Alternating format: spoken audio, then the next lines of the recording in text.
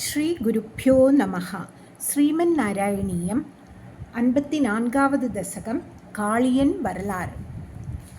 त्वत्सेवोत्कसौपरिर्नाम पूर्वं काळिन्द्यन्तर्द्वादशाब्दं तपस्यन् मीनव्राते स्नेहवान् भोगलोले दाक्ष्यं साक्षादैक्षदाग्रे कदाचित्.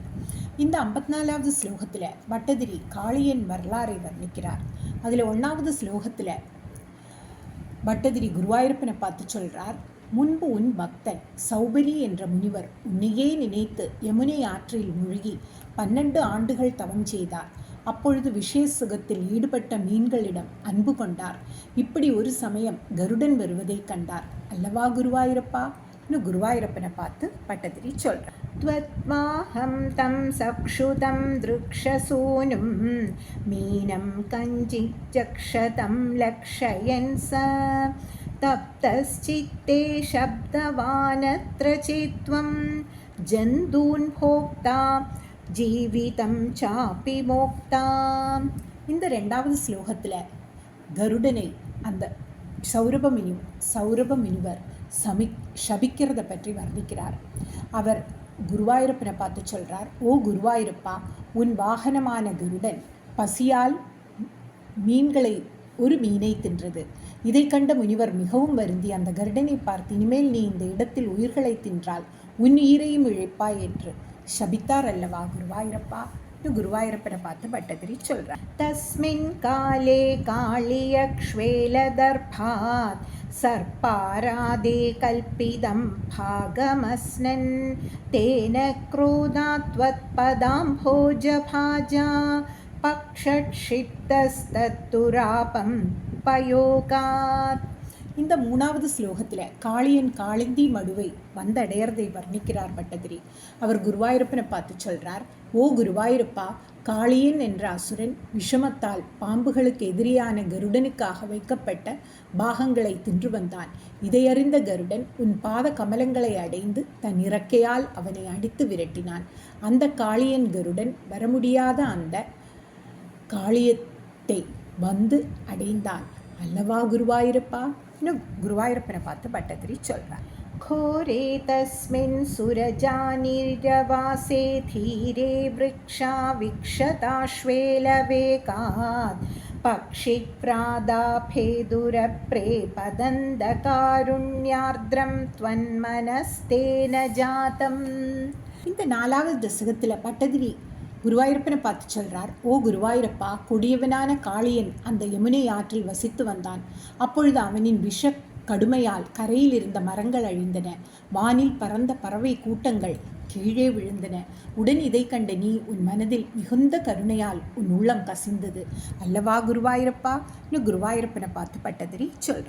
காலே தஸ்மின் ஏகதா சீரபாணிம் முக்த்வா யாதே யாமுனம் கானனாந்தம் த்வயுத்தாம கிரீஷ்ம பீஷ்மோஷ்ம தப்தா கோபால வியாபிபன் ஸ்வேலதோயம். இந்த 5வது ஸ்லோகத்தில் கோபகுமாரர்கள் விஷஜலம் அருந்துறதை வர்ணிக்கிறார் பட்டதிரி. அவர் குருவாயூரப்பனை பார்த்து சொல்கிறார், ஓ குருவாயூரப்பா, இப்படி இருக்க ஒரு சமயம் பலராமன் உன்னுடன் வராத சமயம் நீ யமுனை கரையில் இருந்த காற்றுக்கு சென்றாய். அப்பொழுது பொறுக்க முடியாத வெயில் காலமானதால் மிகுந்த தாபத்தால் கோபகுமாரர்களும் பசுக்களும் அந்த விஷ ஜலத்தை பருகினார்கள் அல்லவா குருவாயூரப்பா? குருவாயூரப்பனை பார்த்து பட்டதிரி கேட்கிறார். नश्यज्जीवान् विच्युतान् श्मातले तान् विश्वान् पश्यन्नच्युतत्वं तयार्त्रः प्राप्योपान्तं जीवयामासि तत्र पीयूषाम्बोवर्षिभिः श्रीकडाक्षैः. இந்த 6வது ஸ்லோகத்தில் கோபகுமாரர்களை உயிருடன் பிழைத்து எழ வைக்கிற பகவான் அதை வர்ணிக்கிறார் பட்டதிரி. அவர் குருவாயூரப்பனை பார்த்து சொல்கிறார், ஓ குருவாயூரப்பா, உடன் எல்லா கோபகுமாரர்களும் உயிரிழந்தவர்களாக பூமியில் விழுந்தார்கள். உடனே நீ அவர்கள் அருகில் சென்று மிகவும் கருணை கொண்டு அருள் கூர்ந்து அமிர்த ரசத்தை பெருக்கும் கடைக்கண் பார்வையால் பிழைக்கச் செய்தாய் அல்லவா குருவாயூரப்பான்னு குருவாயூரப்பரை பார்த்து பட்டதிரி சொல்றார். கிம் கிம் ஜாதோ ஹர்ஷ வர்ஷாதிரேகஹ சர்வாங்கேஷ்வித்யுத்திதா கோபசங்காஹ திருஷ்ட்வா கிரீத்வாம் த்வத்கிருதம் தத்விதந்தஸ் துவாமாலிங்கன் திருஷ்டனானா பிரபாவாக. இந்த 7வது ஸ்லோகத்தில் கிருஷ்ணன் கோபகுமாரர்கள் கிருஷ்ணனை ஆலிங்கனம் செய்கிறார்கள் என்று வர்ணிக்கிறார் பட்டதிரி.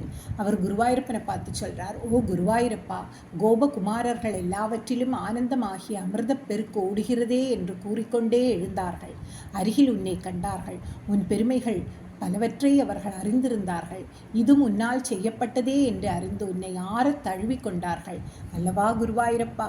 குருவாயூரப்பனை பார்த்து பட்டதிரி கேட்காபஸ்சைவம் லப்த ஜீவாக்ஷணேன ஸ்பீதானந்தாஸ்த்வாம் ச திருஷ்ட்வா புரஸ்தாத் திராகாபப்ருஸ் சர்வதோ ஹர்ஷபாஷ்பம் வியாமுஞ்சந்த்யோ மந்தமுத்யன்னிநாதாக. இந்த 8வது ஸ்லோகத்தில் பசுக்கள் பிழைத்து எழறதை பற்றி வர்ணிக்கிறார் பட்டதிரி. அவர் குருவாயூரப்பனை பார்த்து சொல்றார், ஓ குருவாயூரப்பா, ஒரு நொடியில் பசுக்களும் உயிர் பெற்று எழுந்து மகிழ்ச்சி பொங்க உன்னை கண்டன. கண்ணில் ஆனந்த கண்ணீர் பெருக்கின.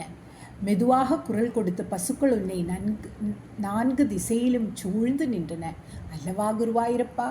குருவாயூரப்பனை பார்த்து பட்டதிரி ரோமாஞ்சோயம் சர்வதோ நரீரே பூயஸ்யந்தகாச்சிதானந்தமூர்ச்சா ஆச்சர்யோயம் ஸ்வேலவேகோ முகுந்தேத் யுக்தோ கோபீர்நந்திதோ வந்திதோ பூஹு.